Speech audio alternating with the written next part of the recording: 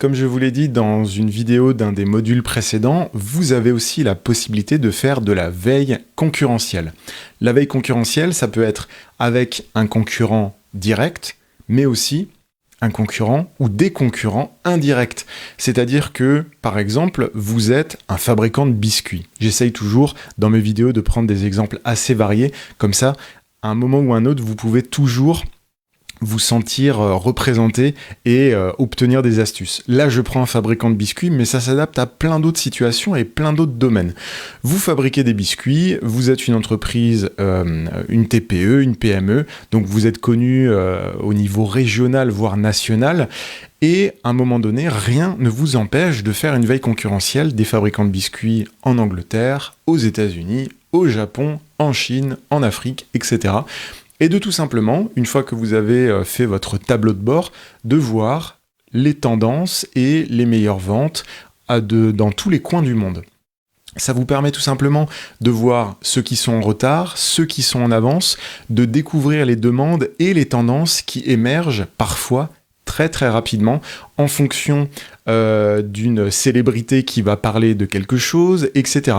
Donc ça vous permet vraiment d'être au cœur de l'information de votre domaine, ce que je vous expliquais précédemment, mais là, avec un exemple très précis, vous voyez tout de suite l'application et de voir qu'est-ce qui émerge et qu'est-ce qui va peut-être arriver dans le pays où vous êtes d'ici quelques semaines, d'ici quelques mois, et avoir tout simplement de l'avance sur les autres.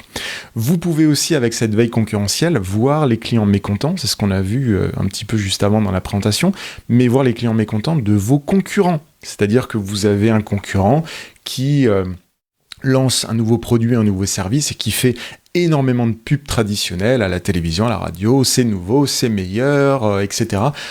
Mais le problème, c'est que ce nouveau produit, il a été sorti trop vite, il est mal fabriqué, ou c'est une mauvaise série, ou alors le service rendu n'est absolument pas à la hauteur de ce qu'annonce la publicité, et donc ils se prennent un retour de flamme sur les réseaux sociaux.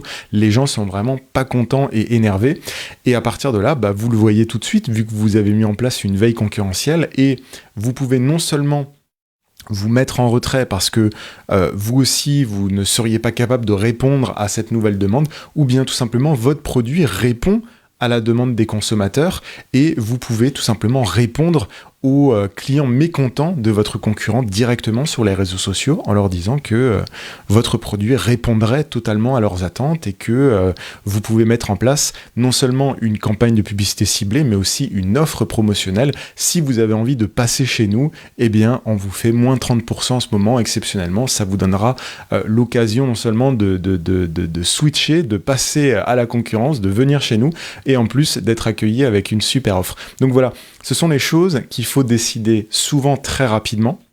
Il faut savoir les mesurer, il faut savoir réagir très rapidement et il n'y a que la veille et la veille concurrentielle qui peut permettre cela aujourd'hui sur les réseaux sociaux.